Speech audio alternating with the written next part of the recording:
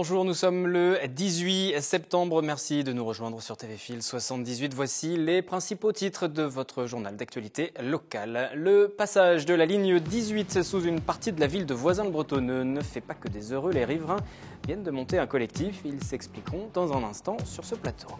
Une PME qui marche sous mécatronique travaille depuis 25 ans dans le secteur de l'aéronautique et le succès est au rendez-vous. De nouveaux locaux viennent d'être inaugurés sur Saint-Quentin en Yvelines. Et puis, nous reviendrons sur l'essentiel de l'actualité de la semaine, comme chaque vendredi. Mobilisation contre la réforme du collège, colère des maires contre la diminution des dotations financières de l'État ou encore solidarité envers les migrants. Solidarité qui s'organise à Bonnel dans les Yvelines.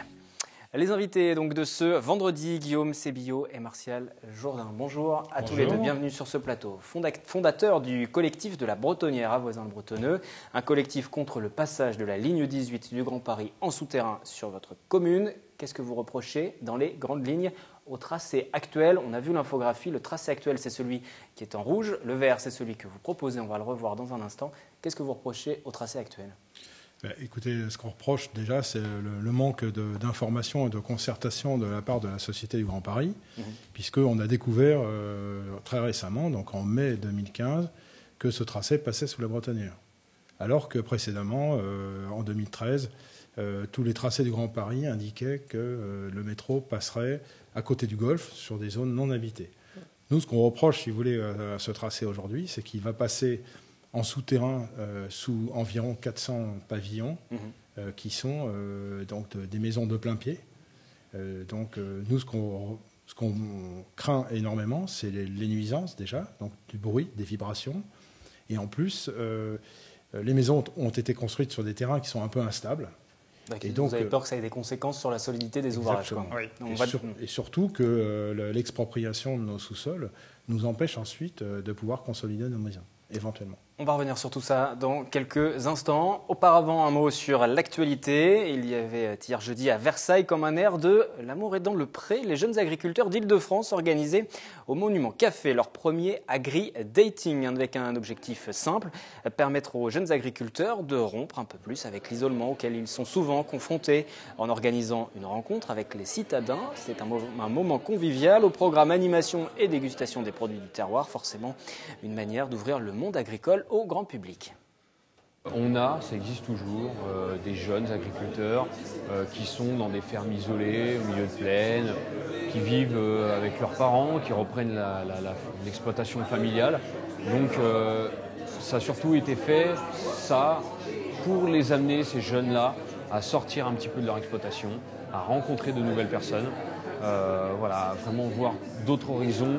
C'est pour faire des rencontres plus si affinité, amicale, amoureuse. Moi, je vais les laisser faire. Je vais juste les séparer pour éviter qu'ils me parlent de tracteurs toute la soirée et qu'ils aillent parler de tracteurs avec des citadines.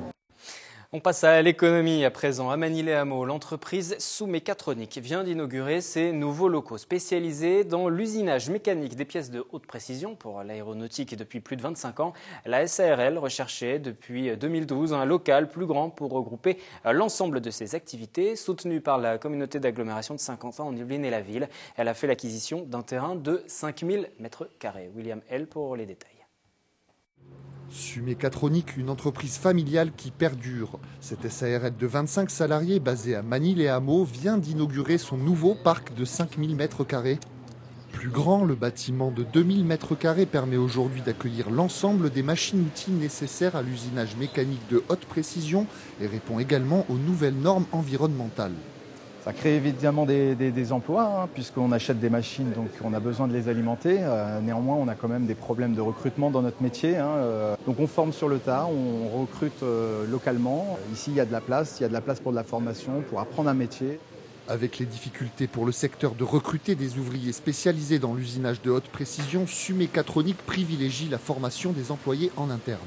J'ai eu qu'un CAP mécanique de base et puis je suis arrivé ici au plus bas de l'échelle. Donc j'ai tout appris sur le tas et puis aujourd'hui je suis opérateur sur commande numérique échelon P3. Ce qui fait que j'ai évolué en 10 ans, 2-3 échelons, alors que de base je ne connaissais pas le métier.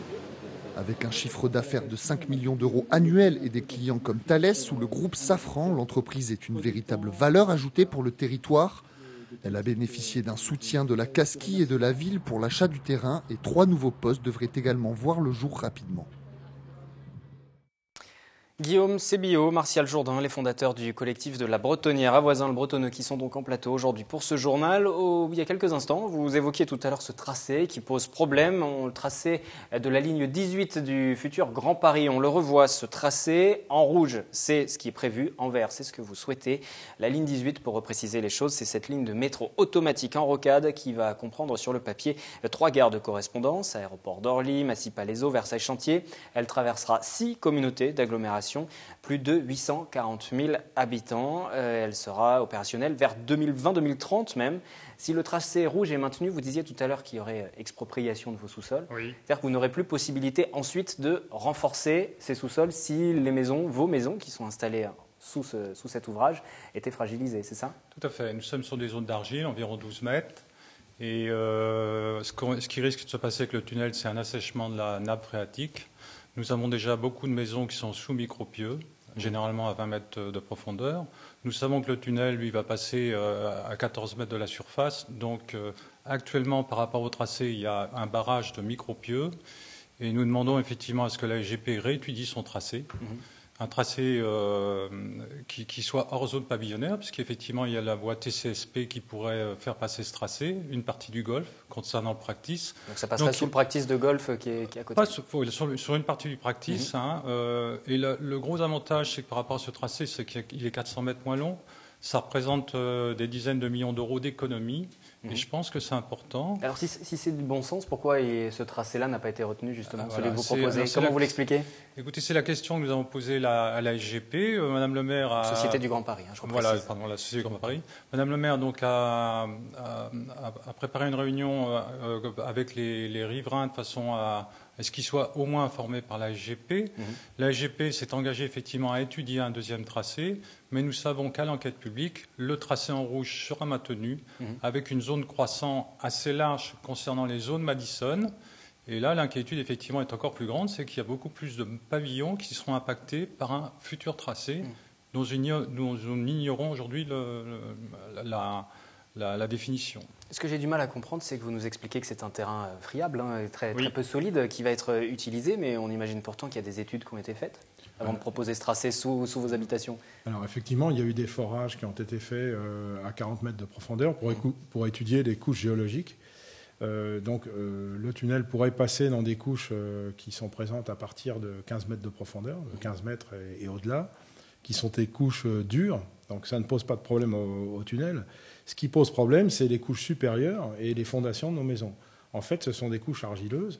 Et il y a eu énormément de sinistres causés par la sécheresse, beaucoup de déclarations en catastrophe naturelle. Et en fait, il y a beaucoup de maisons qui ont été réparées avec des micropieux. Donc ça, la Société du Grand Paris n'a pas l'air d'être au courant de ces micropieux qui forment un véritable barrage, de toute façon, au passage du tunnel. Donc déjà, il y a une impossibilité technique. Il faudrait qu'ils passent au-delà de 30 mètres de profondeur, ce qui n'a pas l'air d'être prévu. Ce qui n'était pas prévu. On va tout de même préciser aussi ce qui s'est passé, parce que la décision de passer sous vos différentes habitations, sur Voisins-le-Bretonneux, sur ce quartier de la Bretonnière, ça a été décidé au moment où il n'y avait pas de maire sur Voisins-le-Bretonneux, parce qu'il y a eu une petite période où il y a eu un recours qui a été déposé, annulation des élections municipales, nouvelle élection, et pendant cette période, forcément, pas de conseil municipal. Il y a un intérim qui était assuré, mais c'était juste pour les affaires courantes. Vous avez l'impression que vous êtes fait un petit peu avoir dans cette histoire? Oui. Ce sont les communes limitrophes ou la Société du Grand Paris qui se sont dit, allez, on va mettre ça sur Voisins-Bretonneux, pour être un peu trivial. Oui, l'ensemble des Vicinois, effectivement, ont l'impression de s'être fait avoir. C'est un petit peu le sentiment qui qui prédomine. Il y a des recours, malgré tout? Parce que là, vous tirez la sonnette d'alarme, vous expliquez la situation, mais quels sont les recours légaux qui existent? Du collectif, on va passer en association, et le but, effectivement, c'est de faire un recours. Ou des recours, mais oui. Ça veut dire que ça retarderait le chantier? Oui, absolument. En fait, le recours se fait à partir du moment où il y a eu une décision qui a été prise, c'est-à-dire qu'il y a une déclaration d'utilité publique. C'est celle-là qui peut être attaquée. Mais ça ne nous empêche pas de commencer les démarches dès maintenant. Et nous avons à notre disposition un certain nombre de procédures, y compris juridiques, que nous allons entamer préalablement. Il y a une pétition aussi? Bien sûr, il y a une pétition. Il y a environ 350 personnes qui ont signé. On débute la pétition, elle va grossir. Mais oui, il y a beaucoup de gens, de riverains et de Vicinois très mécontents et en colère même. Et tout ça doit se décider aussi assez vite parce que même s'il y a des modifications qui sont actées, finalement on ne sait jamais, peut-être que la Société du Grand Paris va revenir sur son choix, mais il faut que ce soit avant janvier, l'enquête publique qui se déroule en ce moment, hein, c'est ça. Exactement.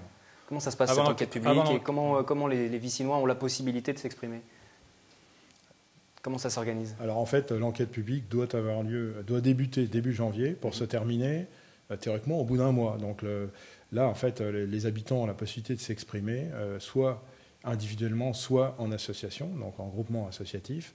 La mairie peut aussi, avec les services techniques, donner un avis technique, auprès d'un commissaire enquêteur qui enquêtera certainement à la mairie de voisin ou dans un endroit...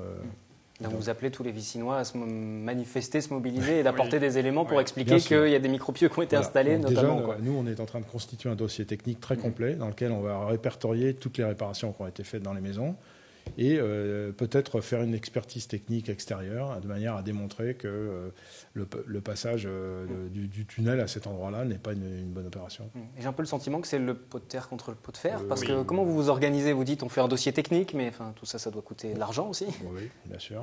Ça sera à nos frais, puisque pour l'instant, la mairie de voisin n'a pas accédé à notre demande de prendre en charge une partie des actions ou des frais qui pourraient être engagés. Pour l'instant, effectivement, c'est le collectif qui va financer tout ça.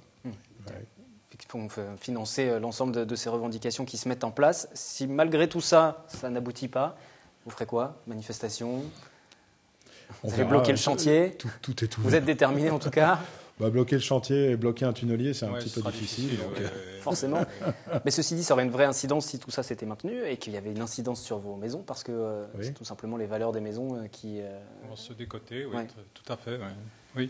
Le gros problème, c'est ce qu'on disait tout à l'heure, c'est que si le métro passe sous des maisons, si effectivement il y a des réparations à faire, nous ne serons plus propriétaires des sous-sols, donc nous ne pourrons plus intervenir pour faire des réparations. C'est le gros danger, c'est ce qu'on craint le plus possible. Et le deuxième point d'achoppement, c'est qu'effectivement la GP s'est engagée à faire un deuxième tracé et que malheureusement aujourd'hui nous ne voyons rien venir. Si les habitants de Voisins-le-Bretonneux veulent vous contacter pour mettre en place un dossier technique, renforcer votre dossier technique? Alors c'est possible, il y a un site internet qui s'appelle www.collectif-bretonnière-ligne18.info et il y a aussi une adresse email qui est contact@collectif-bretonnière-ligne18.info.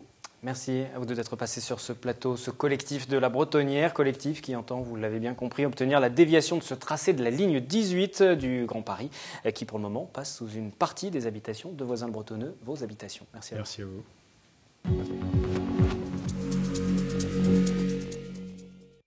Comme chaque semaine, nous revenons à présent sur l'actualité depuis lundi. Et pour commencer, voici un résumé en images. Le montage est signé Romain Ruspini. Cette semaine commence la semaine européenne de la mobilité. Elle valorise le partage de l'espace public et la sécurité des usagers. Les Français sont invités à repenser leur mode de transport et à choisir également autre chose que l'automobile. La principale cible en fait sur les déplacements, c'est le domicile-travail, les déplacements du quotidien. Donc c'est pour ça qu'on vient parler aux salariés de quelles solutions on peut vous apporter pour mieux vous déplacer en bus, par exemple, tous les jours. Vêtements, couvertures, produits de toilette et jouets, c'est littéralement une montagne de dons qui a rempli la salle communale samedi dernier à Bonnel. Les affaires presque toutes triées ont déjà rejoint le monastère où sont abrités les réfugiés arrivés mercredi dernier. Il ne manque rien, tout ce dont nous avons besoin est là, c'est super. Je remercie toutes les personnes qui sont venues ici pour nous soutenir. C'est un rendez-vous traditionnel, la fête de l'humanité, c'est tous les ans depuis 80 ans. Une fête populaire, une fête culturelle, une fête politique. Et cette année comme une autre, il y avait beaucoup de monde, malgré le temps, qui n'a pas repoussé tous les gens qui avaient pris leur place avant. Et nous, on a eu l'occasion de rencontrer des centaines d'Yvelinois sur notre stand. Le MoDem qui vit un drôle de mois de septembre. La formation de François Bayrou est-elle en campagne ou non pour ces régionales en Ile-de-France? L'UDI, vous le savez, s'est rallié aux Républicains avant même le premier tour, mais pour le moment, pas d'accord avec le MoDem sur une liste commune. Est-ce que le MoDem existe encore aujourd'hui? Écoutez, on existe encore. La preuve, c'est qu'on est dans les discussions. Si on n'était pas dans les discussions, on pourrait dire ça y est, on est mort, on n'existe plus. Une journée placée sous le signe de l'agriculture. Avant de rencontrer le réseau AMAP Île-de-France, Claude Bartolone, le candidat du Parti socialiste aux élections régionales d'Île-de-France, était aujourd'hui à Versailles en visite à l'INRA pour observer l'avancée des recherches dans le secteur agroalimentaire.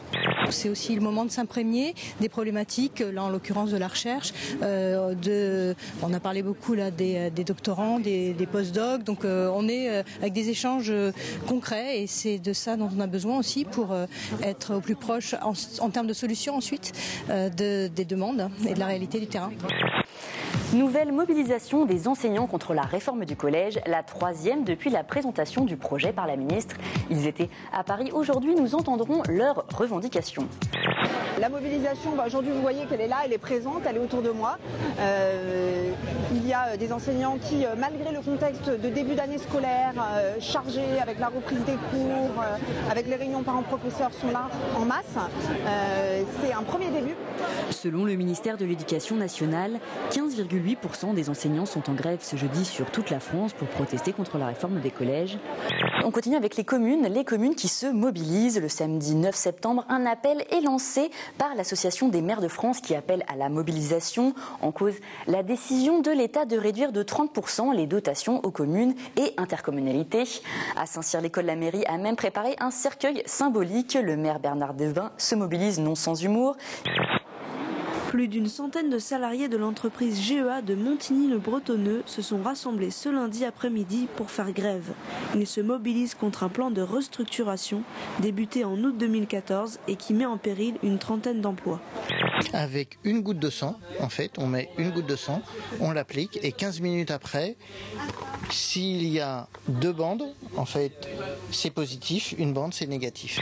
Vous avez aujourd'hui des gens qui parfois trompent leur femme ou des femmes qui trompent leur ami, leur conjoint. Et pour le coup, ils n'ont pas forcément la possibilité d'aller en centre de dépistage parce que parfois les horaires sont un peu compliqués. Ils sont effectivement donc en train de travailler. Et là, pour le coup, c'est compliqué d'aller voir son médecin généraliste en disant j'aimerais bien faire un test du sida. Cette semaine, vous l'avez entendu, il a été question dans l'actualité locale et l'actualité nationale de cette colère des maires de France. Les diminutions des dotations aux communes amorcées l'année dernière par l'État fragilisent leur budget, qu'ils soient de droite ou de gauche. Ils ont donc prévu de se réunir dans plusieurs endroits à travers toute la France samedi. Plusieurs rassemblements qui sont prévus et ce ne sont pas les propos du ministre des Finances cette semaine qui vont les calmer. Dans une période d'effort de réduction de la dépense publique, demander un effort aux collectivités locales, c'est la moindre des choses. Les mots de Michel Sapin ce mercredi matin ne devraient pas calmer les maires de France. En diminuant les dotations de fonctionnement des collectivités depuis 2014, le gouvernement s'est attiré les foudres des élus locaux. Les diminutions qui vont atteindre près de 4 milliards d'euros pour chacune des 3 prochaines années. Pour le maire Les Républicains de Poissy, de nouvelles économies sont impossibles. Carl Olive mène d'ailleurs la fronde dans les Yvelines. Il appelle à un rassemblement dès 10h ce dimanche. Pierre Bédier, président du conseil départemental, ou encore la députée Valérie Pécresse seront présents. Quand le chef de l'État dit 2 milliards d'impôts en moins pour les administrés, ces 2 milliards, il faut bien les compenser. Et c'est encore les communes qui vont passer à l'addition.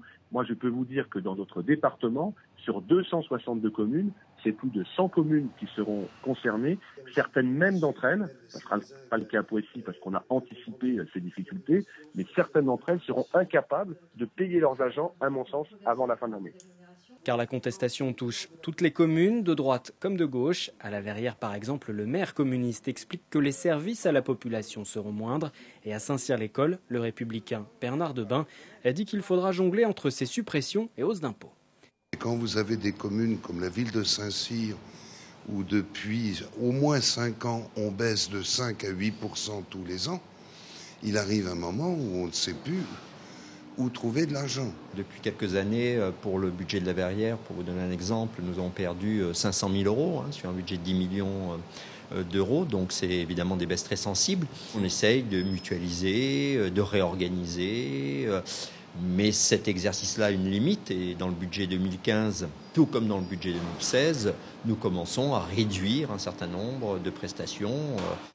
En dehors de Poissy, un autre rassemblement d'élus est prévu ce 19 septembre dans le département, à Rambouillet, autour du président du Sénat, Gérard Larcher. Et nous reviendrons sur cette mobilisation contre la diminution des dotations de l'État dans notre édition de lundi. Florane Parfait recevra notamment Jean-Michel Forgous, le maire Les Républicains d'Elancourt, premier vice-président de la communauté d'agglomération de Saint-Quentin en Yvelines. Elancourt, justement, nous y partons dès à présent pour la fin de ce journal. Alors que les cours viennent de reprendre, les plus jeunes retrouvent aussi leurs animateurs pour les temps d'activité périscolaire. Comment sont-ils formés, ces animateurs? Regardez. Les enfants sont à l'école, les animateurs aussi. Ils sont là pour découvrir le monde de la radio et le proposer en activité aux élèves des écoles primaires de la commune.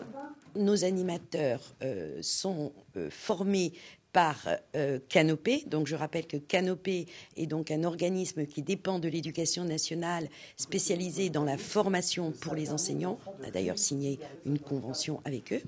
Et donc là, ils forment nos animateurs, plus spécifiquement ce matin, sur la création d'une web radio. Savoir rédiger un texte, faire un montage, mais aussi installer le matériel technique. Leur formation se passe sur 40 heures. J'ai eu un passé dans la radio, donc je retourne un peu aux sources. Et ça me fait plaisir du coup de pouvoir plus tard le partager avec les enfants.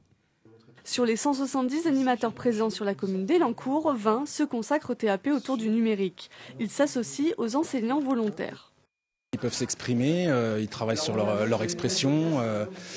Et puis en même temps, on va faire ça sur un plan ludique. Les activités de web radio commenceront après les vacances de la Toussaint. Exactement.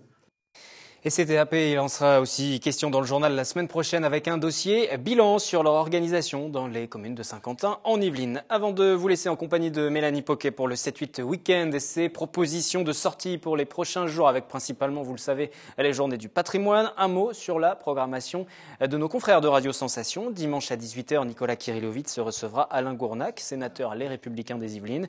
Il sera question de la crise des migrants, des frappes en Syrie et bien sûr des régionales. Écoutez d'ailleurs cet extrait, Alain Gournac revient sur le départ très tôt en campagne de Valérie Pécresse en Ile-de-France. Il y a une espèce d'usure quand vous démarrez trop tôt. Il y a une espèce d'usure. Dima l'a déjà dit, mais ça on l'a déjà vu, mais ça elle l'a déjà fait. Donc c'est vrai qu'il y a une... Elle l'accepte d'ailleurs. Elle le reconnaît ? Oui, elle le reconnaît. C'est une fille très intelligente, extrêmement intelligente, qui était une très bonne ministre. Je trouve qu'elle fait maintenant... Vous savez, moi je suis sévère, j'adore Valérie, c'est pas parce que quand je la rencontre, je lui dis oh, tu fais tout bien, c'est sensationnel. Parce que je veux, c'est qu'elle gagne. Et oui, je pense sincèrement, je vous dis, qu'elle a la possibilité de gagner. Intégralité de cette interview sur Radio Sensation, donc avec Alain Gournac, sénateur des Yvelines. Rendez-vous en ce qui nous concerne sur TV Fil lundi 18h pour un nouveau journal en direct. Toutes nos éditions, toutes nos émissions et nos reportages sont à voir dès à présent en replay gratuitement sur notre site internet www.tvfil78.com. Vous en avez l'habitude. Puis vous pouvez nous suivre également sur les réseaux sociaux. Très bon week-end à tous et à toutes.